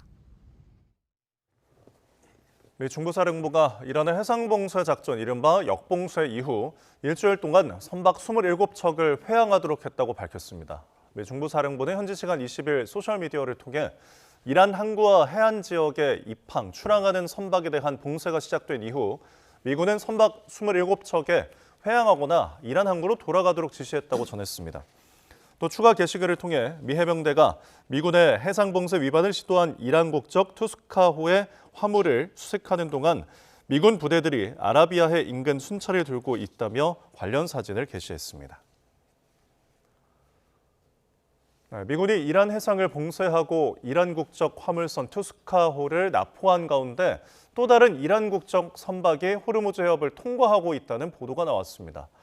이란 준관영 매체인 타스님 통신에 따르면 현지 시간 21일 이란 국적 화물선 효자 2호가 호르무즈 해협을 통과하고 있습니다. 이 선박은 바다르 아바스 근처의 샤히드 라자이 항을 출발해 인도의 칸들라 항을 향해 항해하고 있다고 타스님 통신은 전했습니다. 트럼프 미 대통령이 고유가가 올해 말까지 이어질 수 있다는 에너지부 장관의 말은 완전히 틀렸다며 공개 반박했습니다. 전쟁이 끝나자마자 휘발유 값이 정상화할 거라고 주장했는데 한국 전쟁 당시 만든 법까지 발동해 유가 대응에 나섰습니다. 워싱턴에서 홍상희 특파원입니다.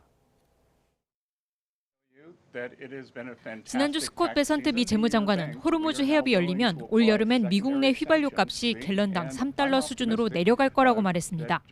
I'm optimistic that sometime between June 20th and September 20th that we can have $3 gas again. 크리스 라이트 에너지부 장관은 그러나 전쟁이 끝나도 휘발유 가격이 연말까지 떨어지지 않을 수 있다고 밝혔습니다. That could happen later this year. That might not happen till next year. But prices have likely peaked and they'll start going down.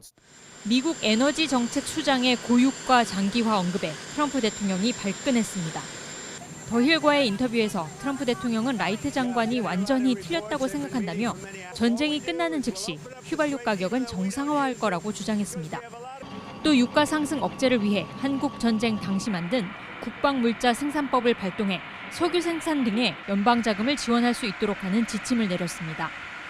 지난 2월 말 1갤런에 2.9달러대였던 미국 내 휘발유 가격은 현재 갤런당 4.1달러대로 40% 이상 급등했습니다. It's a dire strait now, and it is going to have major implications for global economy. And the longer it goes, the worse will be for the economic growth and inflation. 호르무즈 해협을 둘러싼 긴장으로 WTI 선물은 7% 가까이 올랐고 브렌트유도 5.64% 오르는 등 국제 유가는 다시 급등세를 보였습니다. 전문가들은 호르무즈 해협이 다시 열리더라도 통행료 징수 등 변동성이 여전해 전쟁 이전 수준으로 돌아가기까지는 2년 이상이 걸릴 것이란 전망도 내놓고 있습니다. 워싱턴에서 YTN 홍상입니다.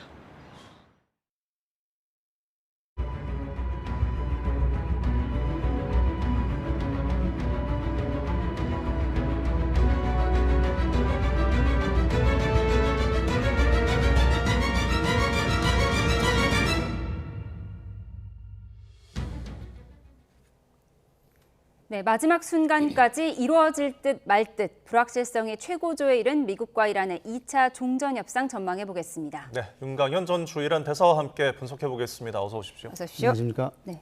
트럼프 대통령이 휴전 기한을 내일에서 모레로 은근슬쩍 연장을 하더니 지금 내일 2차 협상이 열릴 거라는 보도가 잇따라 나오고 있습니다. 지금 양측 대표단은 모두 출발은 안 한 것 같은데 2차 협상 열리긴 열릴까요? 열릴 걸로 지금 대부분 다 관측하고 있는 거죠. 네. 예. 그렇다면 대사님께서도 지금 이 기간에서 좀 열릴 것이라고 좀 전망을 하십니까? 어떻게 바라보시나요?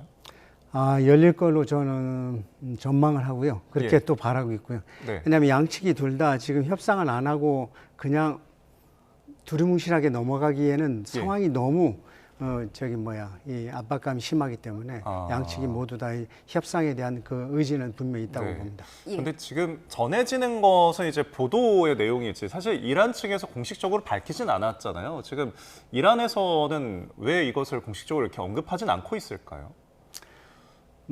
이러한 내부적인 상황이 조금 이제 최근에 보도된 것처럼 이제 그 안에서 이제 약간의 서로 간에 이제 불협화음이 있었던 건 사실이고 그런 것들이 반영돼서 마지막까지 이제 좀 메시지를 갖다 관리를 하는 걸로 보는데 사실 보면은 그 지금 협상이 이루어지는 이슬라마바드라는 것이 이제 이란과 이란이랑 그 파키스탄이 접경을 하고 있기 때문에 그렇죠. 마지막 순간에 이제 대표단을 갖다가 이제 떠나보내면은 순식간에 가고서 현지에 도착하는 데 전혀 문제가 없기 때문에 그건 마지막까지 메시지 관리를 하는 거라고 이해가 됩니다.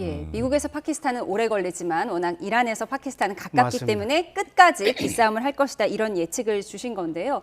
그런데 이란의 공식 입장은 안 나오는데 모스타바가 2차 협상을 승인했다는 보도가 나오고 있거든요. 지금 모스타바의 상황이 이런 협상 승인하고 이렇게 끌고 갈 수 있는, 전국을 끌고 갈 수 있는 상황이 된다고 보세요?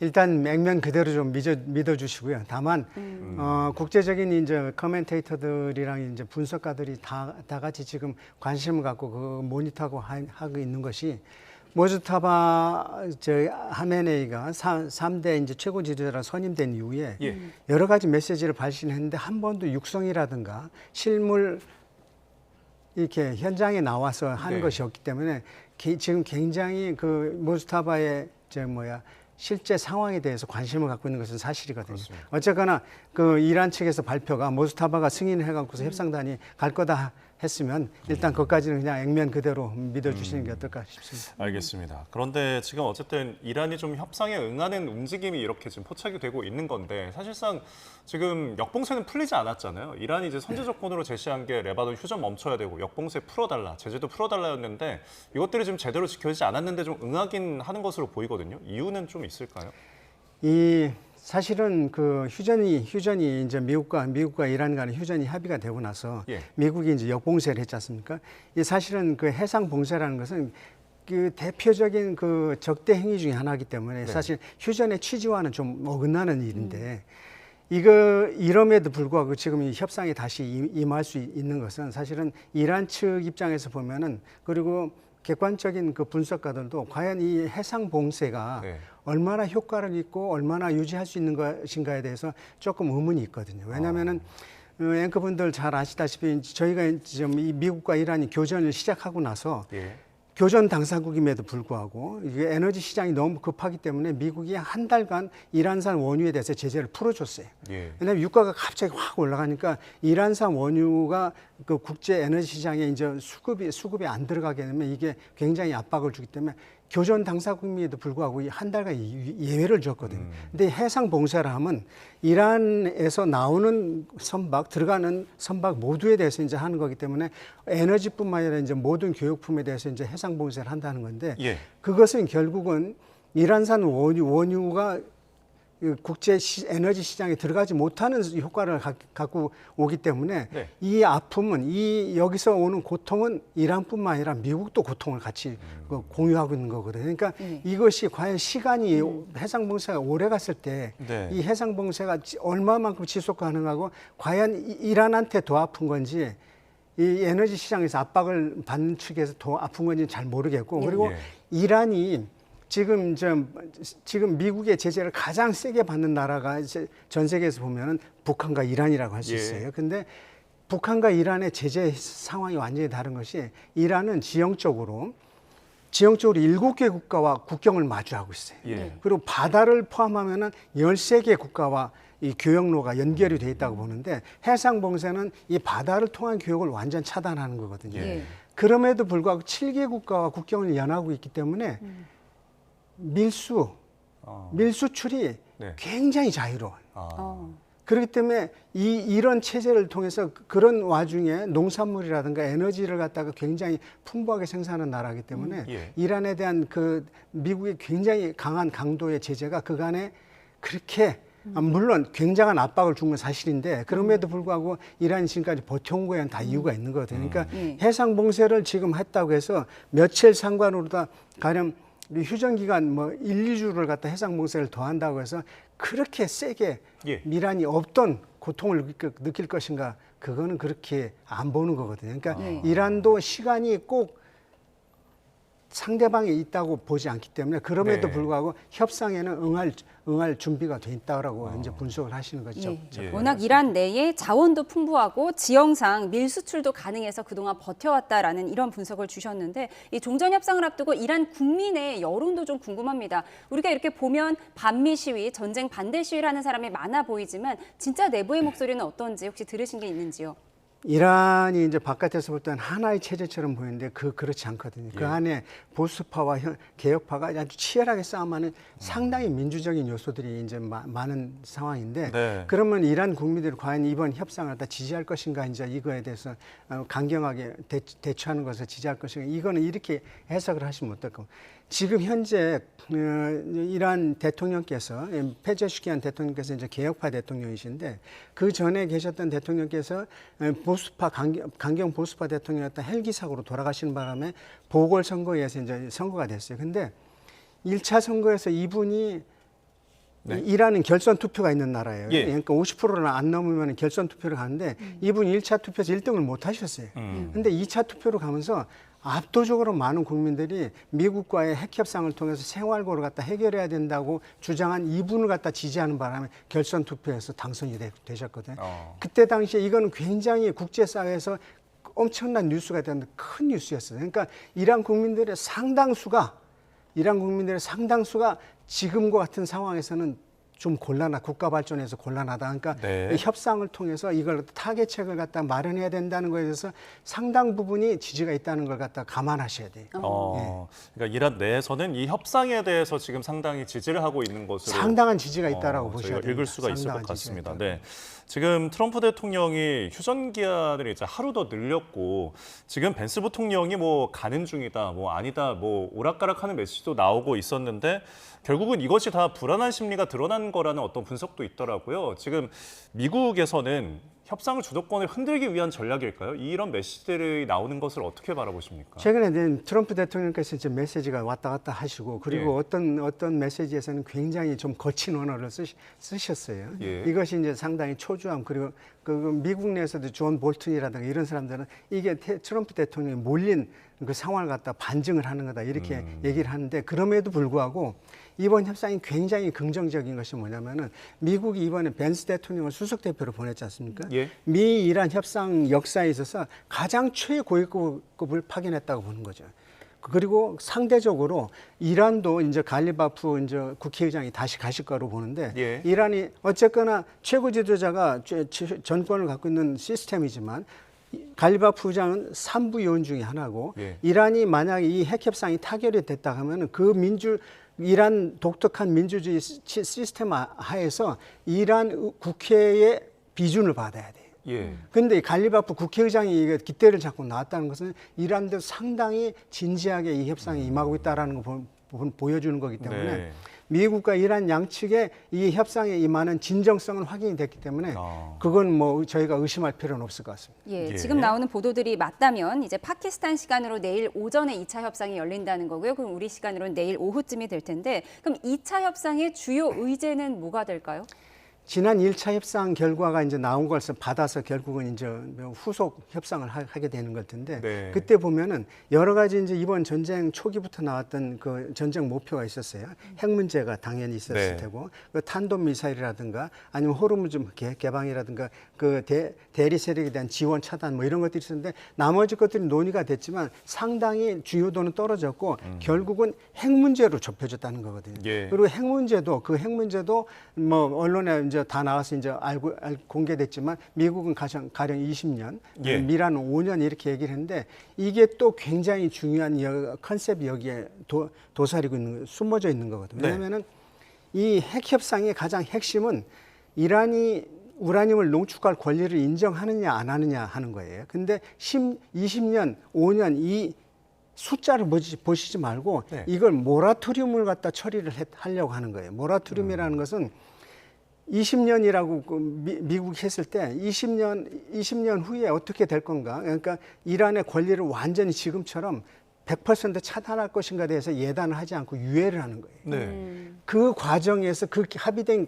기간 동안에 이란은 반대급부로 핵 농축을 안 하는 거예요. 그러니까 양측의 입장을 갖다 핵을 농축할 수 있는 기본적인 권리를 인정하느냐 안 하느냐에 대한 최종 판단은 유예한 채로다가 국제사회 관심 그리고 양국의 이익을 갖다 적절하게 이렇게 블렌딩을 해갖고서 유예를 갖다 지금 논의하고 있는 거예요. 이것도 상당히 창의적이고 긍정적인 요소예요. 그 핵농축 유예 기간을 가지고 지금 싸우는 거잖아요. 1차 협상 때 미국은 20년 이상, 이란은 5년만. 지금 이거 갖고 싸우다가 지금 최근에 나온 게 10+10이라고 해서 10년 동안은 농축을 아예 중단하고 10년은 낮은 수준의 농축만 허용한다. 지금 이게 중재국에서 제안을 했다고 하더라고요.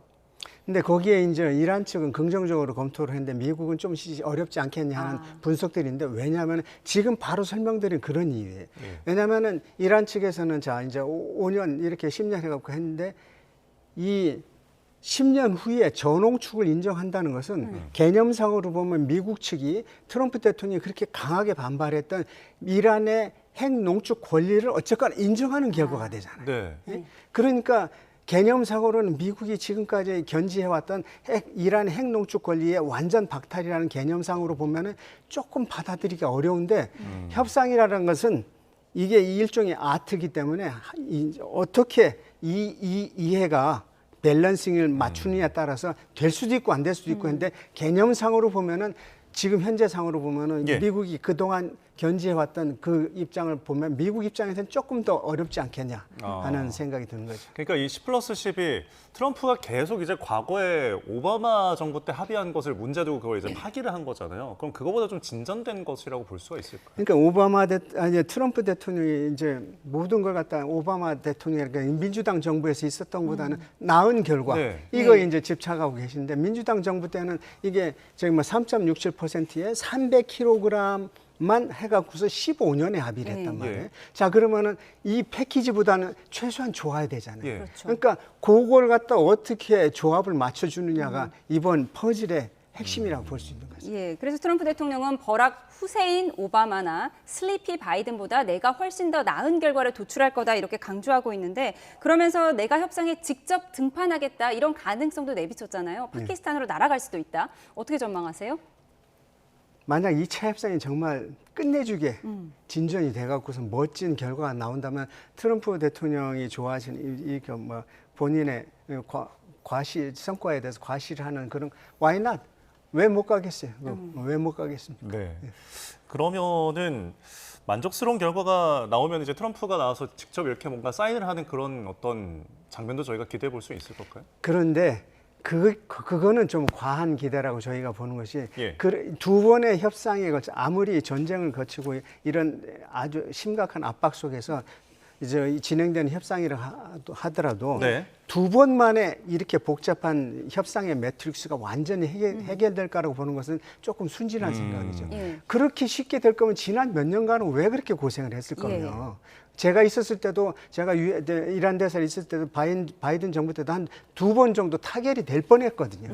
그렇게 쉬운 거였으면 왜 안 됐겠어요? 그러니까 이번에 중요한 모멘텀이 축적이 된다고 하면은 그게 향후에 이제 트럼프 대통령 다시는 이제 정말 휴전을 연장 안 하겠다고 하시면 그거는 지금 하시는 말씀이고, 이게 신뢰가 쭉 구축이 되는 과정에서 나중에 가서 좋은 결과를 탄생하는 거지, 한 번, 두 번에 완전히 사인이 되기는 어려운 협상 구도일 거라고 저는 생각합니다. 예, 그렇게 쉬운 일이면 왜 진작되지 않았겠냐. 왜? 너무나 공감되는 말씀인데, 지금 중요한 게 또 호르무즈 해협 문제잖아요. 핵 농축 기간이야 또 숫자 싸움이라고 하고, 이 해협 문제는 어떻게 해결이 될까요? 지금 속보를 보면 이 미국과 이란의 종전 협상 타결에 대비해서 우리 선박 20여 척이 그 해협 입구까지 이동해서 기다리고 있다는 거예요.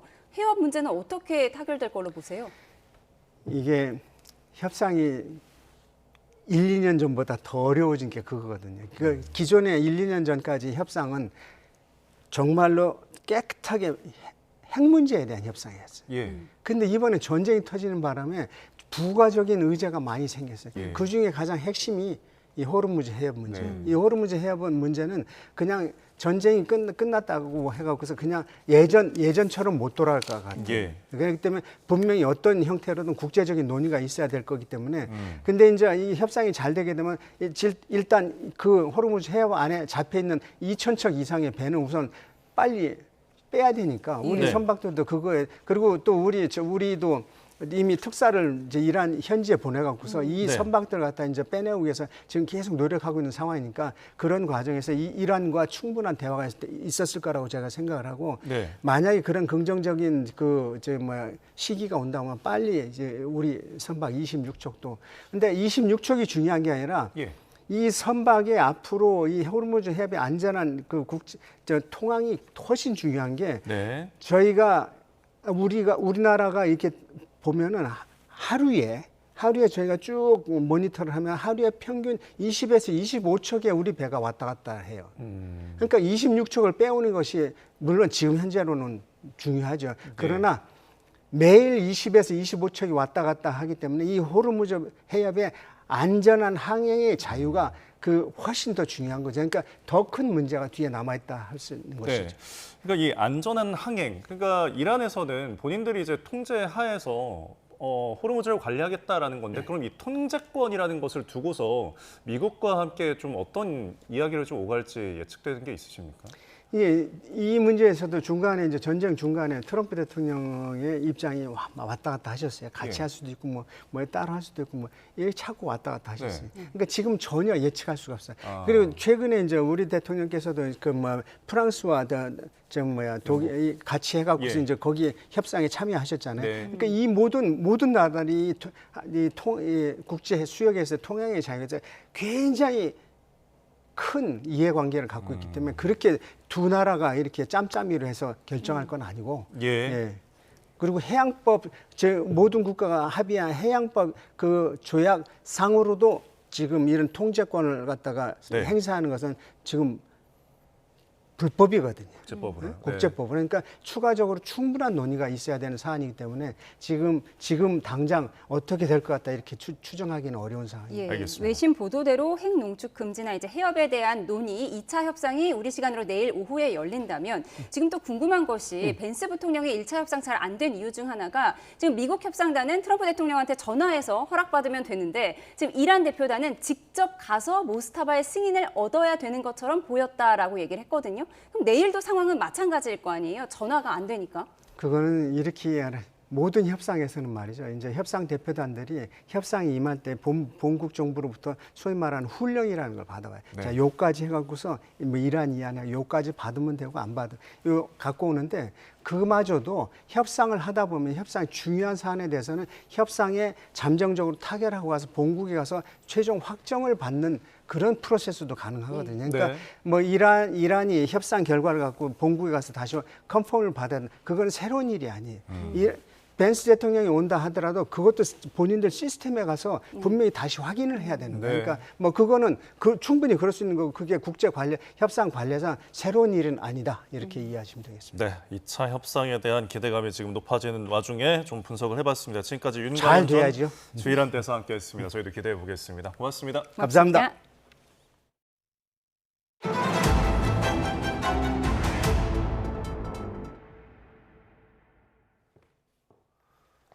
한 달 이상 앞서가던 계절의 시계가 이번에는 거꾸로 되돌아갔습니다. 일부 지역은 4월 하순에 유례없는 한파주의보가 내려졌고 서울도 평년 기온을 밑돌아 쌀쌀했는데요.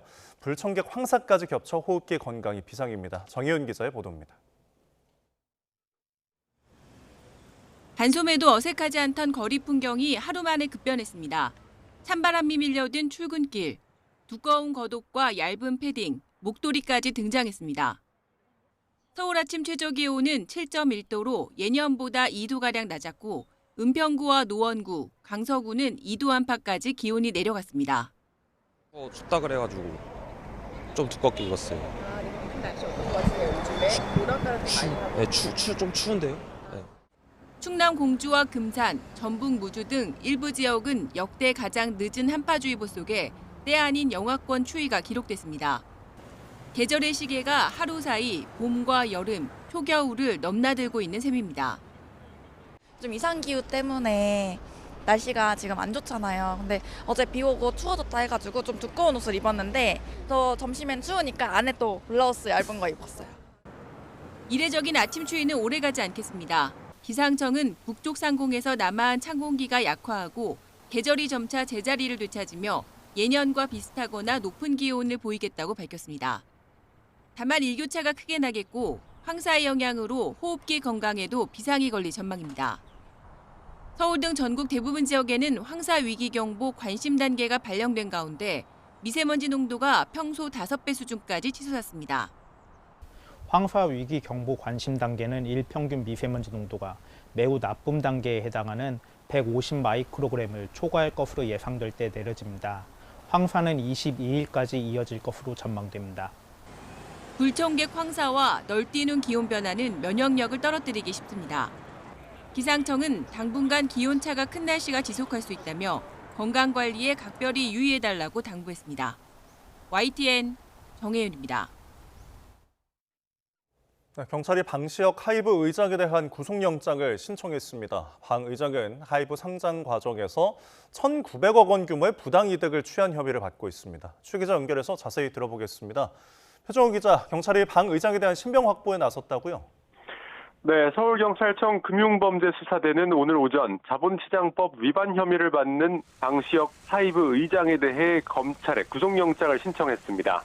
방 의장은 지난 2019년 하이브 투자자들에게 주식 상장 계획이 없다고 속여 특정 사모펀드 측에 지분을 팔게 한 혐의를 받고 있습니다. 경찰은 방 의장이 사모펀드와 비공개 계약을 맺고 상장 이후 발생한 매각 차익의 일부를 받기로 한 걸로 보고 있습니다. 경찰은 방 의장이 매각 차익의 30%에 달하는 1,900억 원의 부당이득을 거둔 걸로 의심하고 있습니다. 경찰은 구속영장 신청 소식을 공지하면서 자본시장을 교란하는 범죄에 대해 엄정하게 대처하겠다고 밝히기도 했습니다. 수사 착수부터 영장 신청까지 시간이 꽤 걸렸다고요? 네, 경찰은 지난 2024년 말 방 의장의 자본시장법상 사기적 부정거래 혐의에 대해 수사에 착수했습니다. 이후 지난해 6월과 7월엔 한국거래소와 하이브 사옥 등을 압수수색했고 방 의장을 상대로 모두 5차례 피의자 조사를 벌였습니다. 지난해 12월엔 법리적으로 미진한 부분이 있는지 검토 중이라고 밝히기도 했습니다. 방 의장 측은 장기간 성실히 수사에 협조했음에도 구속영장이 신청된 건 유감이라며 향후 법적 절차에도 충실히 임해 최선을 다해 소명하겠다고 밝혔습니다. 지금까지 사회부에서 전해드렸습니다.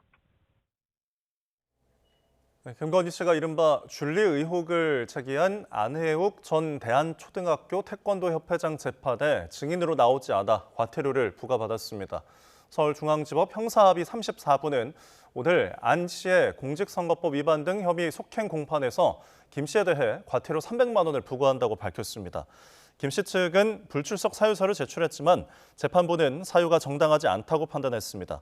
형사소송법에 따르면 법원은 소환장을 송달받은 증인이 정당한 사유 없이 출석하지 않을 경우 500만 원 이하의 과태료를 부과할 수 있습니다. 경기 남부경찰청 광역수사대는 오늘 오전 9시부터 외국인 노동자에게 산업용 에어건을 분사해 다치게 한 혐의를 받는 금속업체 대표 60대 A씨를 피의자 신분으로 소환해 조사하고 있습니다.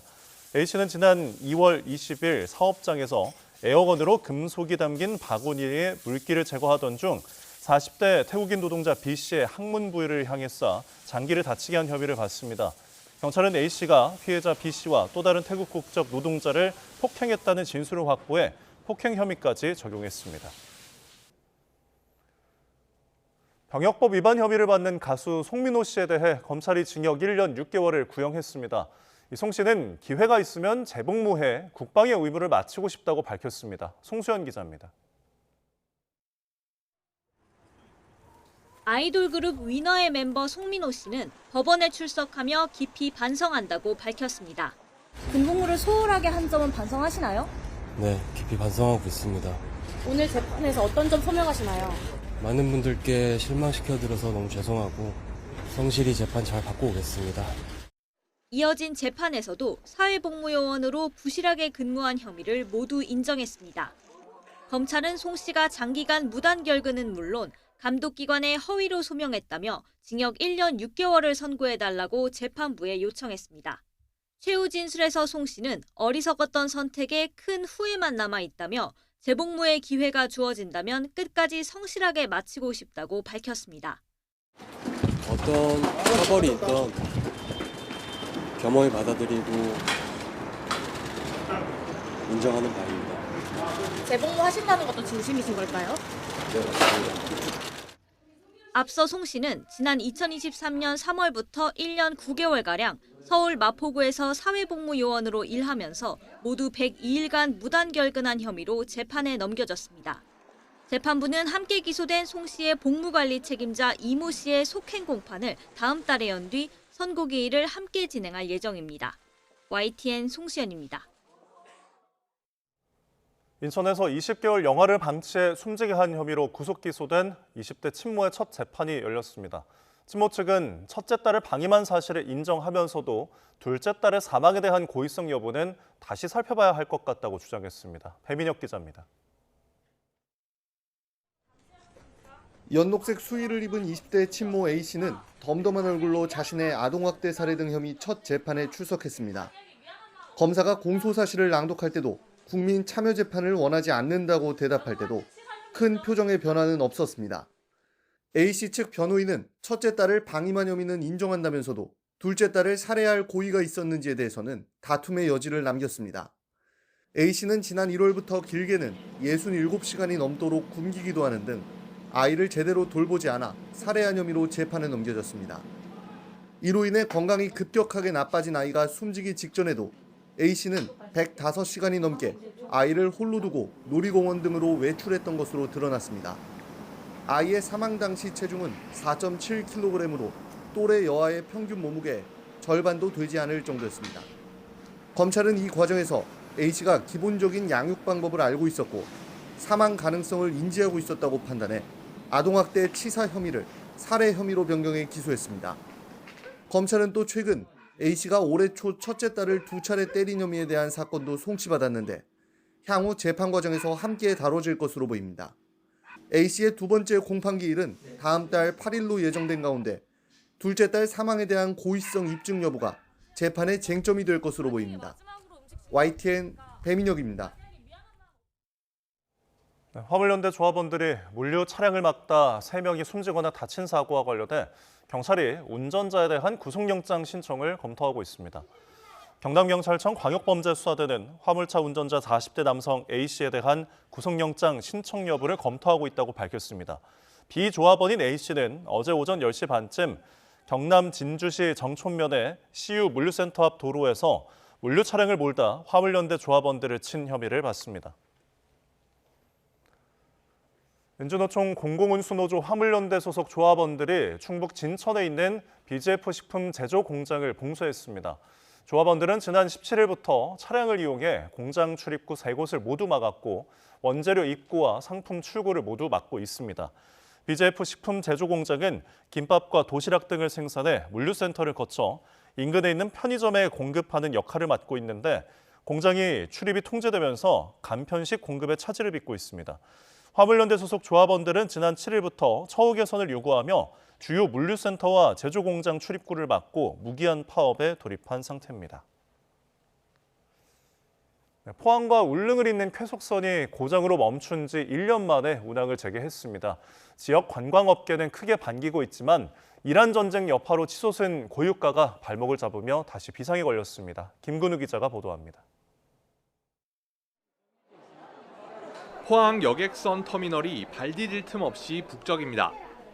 2시간 50분이면 도착하는 쾌속선을 타고 울릉도 여행을 떠나는 관광객들입니다. 지난해 4월 고장으로 멈췄던 쾌속선이 1년 만에 운항을 재개하면서 하루 평균 500여 명이 이용하는 등 울릉도 관광 수요도 늘었습니다.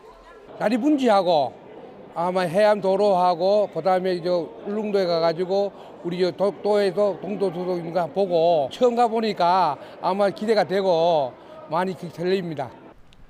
관광객이 뜸해지며 어려움이 컸던 울릉도 상인들도 백길이 다시 열리자 모처럼 시름을 덜었습니다. 기대감이 확실히 있어요. 표정이라든지 뭐 분위기라든지 주말 같은 경우는 진짜 길거리에 사람도 워낙 많고 하니까 상인분들도 표정도 좋고. 하지만 희망도 잠시. 이란 전쟁 여파로 치솟은 기름값이 발목을 잡습니다. 면세 경유값이 2달 만에 2배 가까이 올랐고 탑승객들이 내는 유류 할증료도 올해 초 4,000원대에서 5월부터는 14,000원대로 오릅니다. 전보다 승객을 더 많이 태워야 겨우 수지 타산을 맞출 정도인데 표값을 올릴 수도 없어 이러지도 저러지도 못하는 형편입니다. 4,500만 원으로 지금 하루에 1,500만 원씩 이제 매일 이제 인상이 됐습니다. 그러다 보니까 200명 이상이 더 인원이 늘어나야 되는데 인원은 이제 예년 수준으로 계속 운항을 하고 있기 때문에 실질적으로 피해가 너무나도 큽니다. 1년 만에 겨우 열린 백길이 고유가 암초에 부딪히며 모처럼 되찾은 활기가 꺾이진 않을지 지역사회의 고민이 깊어지고 있습니다. YTN 김근우입니다. 서승만 국립정동극장 대표이사와 황교익 한국문화관광연구원 원장 등 최근 문화예술계 기관장 인사가 잇따랐는데요.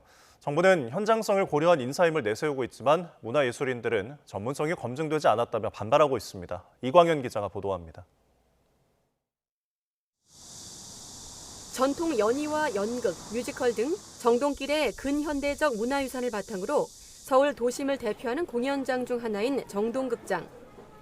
지난 10일 임기 3년의 대표이사에 개그맨 출신 서승만 씨가 낙점됐습니다. 일주일 뒤엔 음식 칼럼니스트 황교익 씨가 한국문화관광연구원장에 임명됩니다. 최휘영 문화체육관광부 장관은 이들 신임 기관장에 대해 풍부한 현장 경험을 내세우며 홍보 역할에 방점을 찍고 적합한 인사임을 강조했지만 두 사람 모두 지난 대선 국면에서 이재명 대통령을 공개 지지한 친여 성향 인물로 인사정책 논란이 일고 있습니다. 현장의 문화예술인들은 전문성과 공공성보다는 인지도나 친소 관계 등이 과도하게 작동한 이른바 셀럽 인사로 규정하며 재검토를 요구했습니다. 최소한의 전문성이나 그래도 사회적 신뢰를 갖는 인사들이라면 이해를 하겠습니다.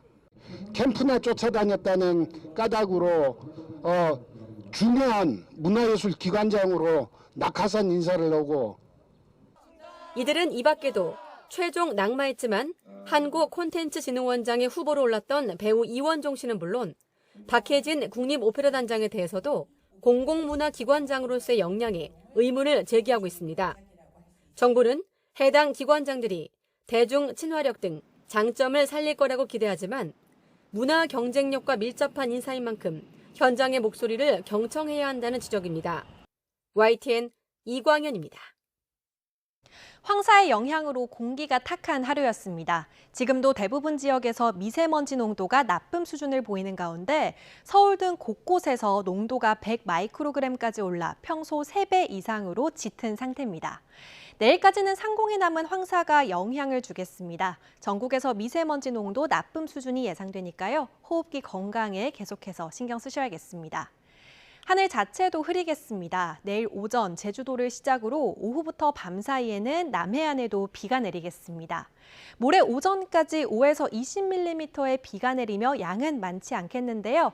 제주도에만 최대 60mm가 예상됩니다.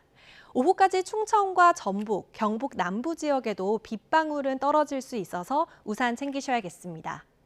내일 기온은 이맘때 수준을 보이겠습니다. 아침 기온은 서울 10도, 대구도 10도, 광주 11도로 오늘보다 쌀쌀함이 덜하겠고요. 낮에는 서울 19도, 대구 20도까지 오르겠습니다. 금요일부터는 다시 맑은 하늘을 되찾겠고 주 후반까지 기온은 오름세를 보일 전망입니다. 날씨였습니다. 네, 뉴스원 마치겠습니다. 함께해 주신 여러분 고맙습니다.